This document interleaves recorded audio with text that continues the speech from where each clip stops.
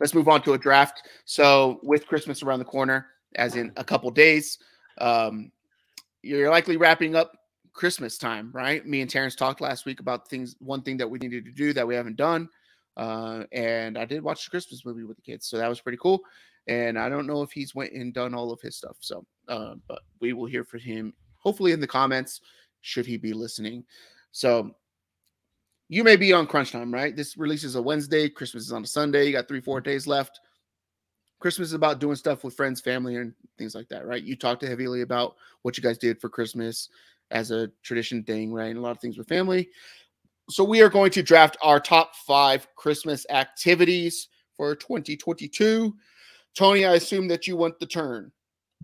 You assume correct. And that is correct. So I will go first, and I am pulling up my little list here, and I will say that my number one, I have some things that people, my number one, honestly, being a dad now and a parent, is watching my kids light up opening gifts on Christmas morning, seeing them all excited. Yeah, I was up super late, getting it all ready and done because the way we do things and stuff like that. In case my kids are listening. And I think Layla actually subscribes to the podcast on her iPad. So, because she was on it one time. So she knows that she's like episode 6 or 7 or something like that. Shit. I got to remove one of my options here for this draft. It's good. I don't think she'll. Yeah. Don't. Yeah. But yeah, watching my kids open up gifts, I think that's a fun one, right? You kind of relive your own childhood of what that's like and get the sense of it from your parents. And whatever your situation may be, if you're struggling or you're worried or you're concerned, it really just all goes away that morning, because and then you realize none of it really mattered, right? All the stress and all the anxiety, all the concern on whether or not you're doing well or you did right or you did good this year, none of it really matters, because it's just about the, being able to provide them some joy. So that's my number one. All right. Scratch that off my list. You stole that from me. Okay. Going for the hearts. I like it. I edited that one choice because thank you. our kids go to school together, and this was definitely going to bring up some revelations. But I'll say you put kids opening gifts. I'll put giving gifts. Definitely enjoy spending money and like buying things that I think people really want or our kids really want. Family, friends, sending stuff to, family on either coast. I really enjoy doing that way more than opening stuff of my own. So definitely spreading that part of Christmas joy. That's good. I like that one too. So you got another one. Yeah. And then, damn it. Second one. This is the one I had to edit. I will say creating the magic during the holidays for the kids, creating the magic. I'll just leave it at that. Yep. You know what I'm talking about. Yep. Having sex. Oh, damn it. Don't repeat that, kids, if you're listening. So that's that. I think Nick listens to this with his kid in the car too. So, jeez. Well, that's good. Maybe lead him down one path, and that's not the path at all. I like it. Yeah. Hey, you're going to have sex when you're older, kid.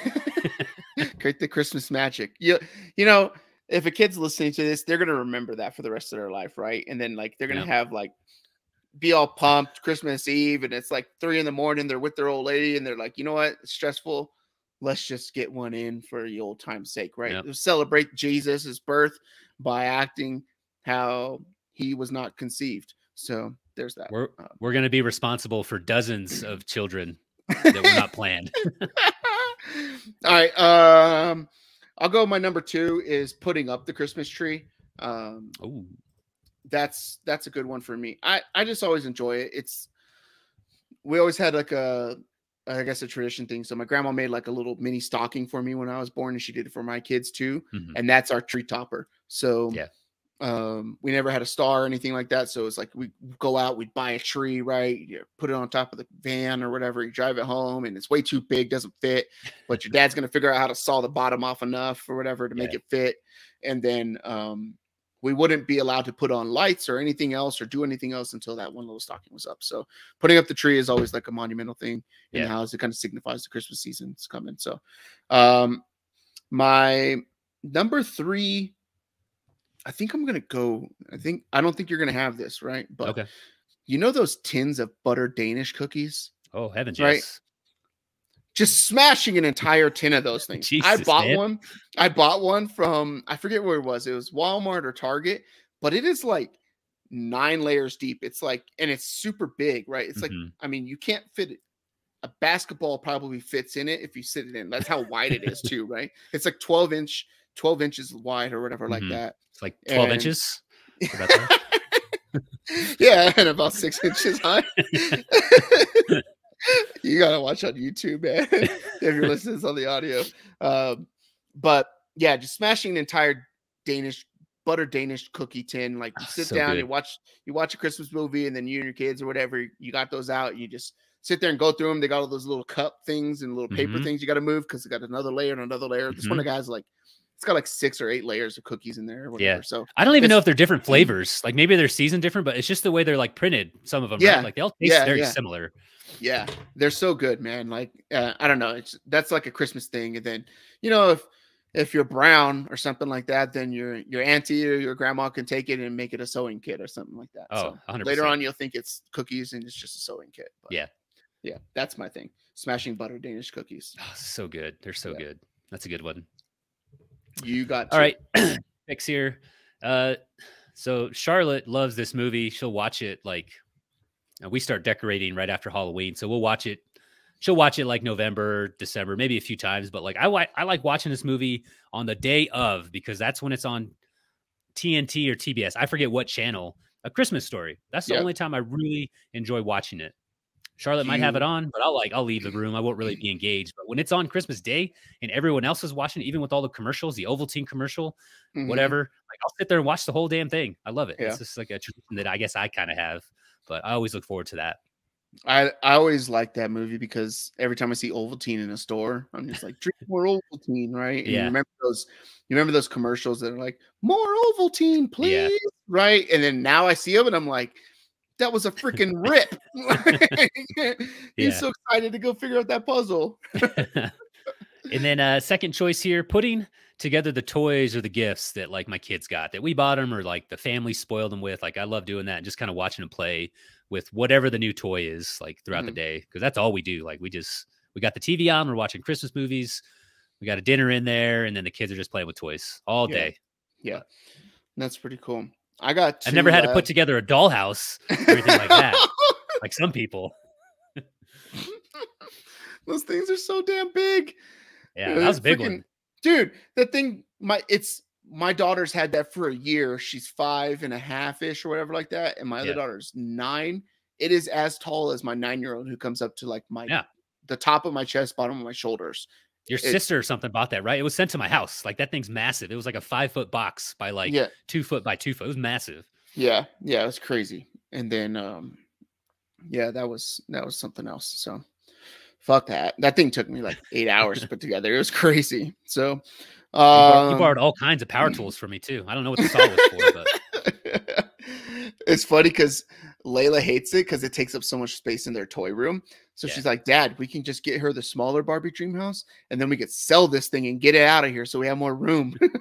Because she likes these big Hot Wheel tracks, and these tower tracks, whatever. Space, yeah. And she can't fit them in there because that damn dollhouse. She's like, I need a wall for my tracks. And I'm like, yeah. I got a lot here that I really like, but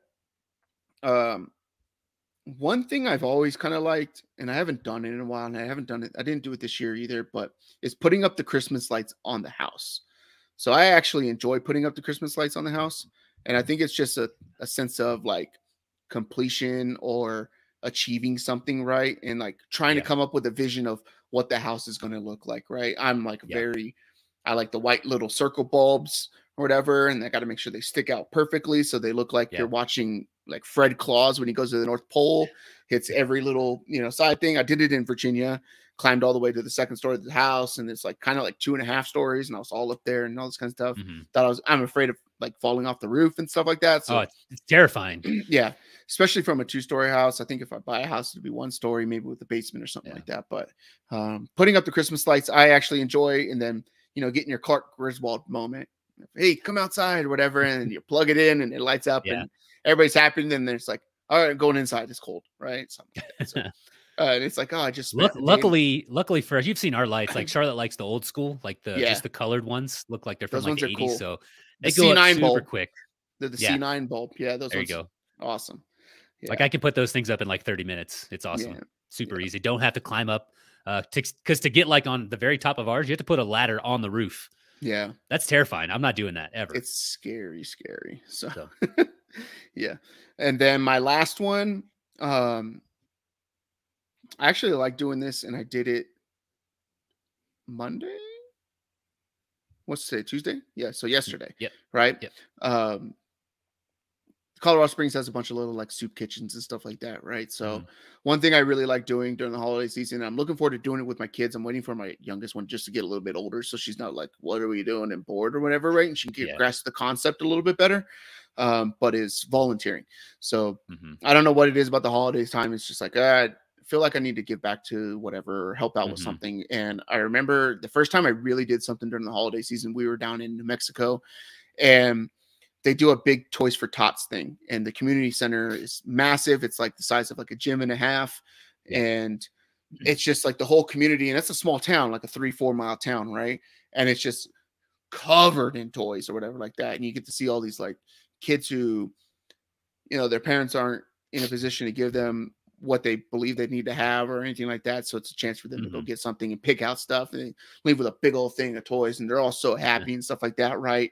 And just be able to help out other people when you're in a position to do so. Right. So being able to get out in the community, stuff like that. I think, if YouTube or, this thing blows up, or, I think that's something I want to work on in 2023 is like getting more traction on the show and stuff like that. Right. But to try to do something to help out, like at least our local community here or something like that. Right. From whether that's sports teams in the area, particularly football teams, being able to like help buy equipment or whatever like that, use some of the revenue that streams off of this thing to be able to do that, give back, maybe do a toy drive or whatever like that. I've seen some other creators that have grown like a little bit of a platform, not even huge or whatever, just be like, hey, we're doing a toy drive thing for kids. Here's an Amazon, thing or whatever like that, with a bunch of stuff that we're collecting because the sheriff's department does a lot of stuff or whatever it is. And then people just are sending boxes and boxes and boxes. Right. And it makes you feel good about the human race. So that's my last one. That's pretty cool. That's how I know you're tracking what the Scott Fishbowl is. Yeah. But he does the Toys for Tots thing, right? He just takes donations, but it's like tens of thousands of people now. And then within the donations he gets from all those people, like people do live drafts now in all the different cities. So like he's bringing a ton of people together, and all because of just that really, really good cause and doing the Toys for Tots every year. Pretty cool. Yep. Definitely a good cause. I'd get behind. I'd donate some money. Yeah. Last one here for me. I've talked about at the beginning a little bit about what we used to do for Christmas when I was a kid. Family get-togethers, just like getting the family together, maybe some friends, and just kind of making a tradition out of it. Haven't done it really as we've been kind of separated with the military life, but definitely a huge part of what I remember as a kid during the holidays. So I'll do family get-togethers for my final one here. That's cool. All right, so let's wrap it up. Or let's wrap it up real quick. So you, Tony, you have giving gifts, creating the magic, watching A Christmas Story on Christmas Day, putting together the toys for the kids, post-Christmas unwrapping, and Charlotte cleaning up all the wrapping paper and boxes and stuff like that. And then family get-togethers. I have watching your kids open up gifts, or any kids open up gifts for that matter of fact, putting up the Christmas tree, smashing a tin of buttered Danish cookies, and putting up the lights on the house, and volunteering. So do you have any honorable mentions? No, hold on. I think I did have one more. So we do, just like Thanksgiving, you do turkey with all the sides and fixins, right? We do steak for Christmas. So that's kind of our thing that we do every year now. We'll go out and buy some nice steaks from like an actual butcher, and then we'll grill them up and then do all the sides and stuff. That's cool. Every year. So I never had like a Christmas Day dinner thing. It was just always what my grandma had. Yeah. Right. So like it was awkward when I became an adult and was living on my own. It's like, I think one year we had like my family over when I was in California, because it was like a 6-hour drive from where I was at. So they came to our house on the beach basically for Christmas. And I think that time I did some fucking, I don't know, some roast thing, tenderloin, I don't know, or beef lamb shank thingy, whatever. It had all these fucking bones hanging out of it. I forget what it's called, whatever, but like a prime rib roast, I think is what it was, right? And it's the first time I ever did something like drastic like that. Tried to put together like this Pinterest looking Christmas dinner and stuff like that. And then you realize everybody's really good if we just went and grabbed a bunch of Big Macs. But I don't have like a Christmas eating tradition thing. I think I kind of want to do that. But the steak is so good, and like it's not difficult, right? You just marinate it the night before, you grill it, which is what, 20, 30 minutes. And then while I'm doing that, Charlotte's got the baked potatoes, the mac and cheese, the asparagus, all that stuff. That's cool. Super simple. And like once you're done eating that meal, you pass the F out. Yeah. That's cool. All right. So I have, as honorable mentions, I have one is like playing in the snow, driving around looking at Christmas lights, ice skating. I like doing that. I put baking on there, and then Team No Sleep Christmas Eve. So I guess that kind of falls into your creating the magic piece or whatever like that. So kind of falls into that. So all right, let us know. Leave a comment below. Leave a review on if you're listening on Spotify, or you can leave it in the Q&A section or something like that. And let us know what your favorite Christmas activities are. And tell us how wildly inappropriate Nate's mention of having sex on Christmas was. Oh, Dennis, we're just celebrating baby Jesus.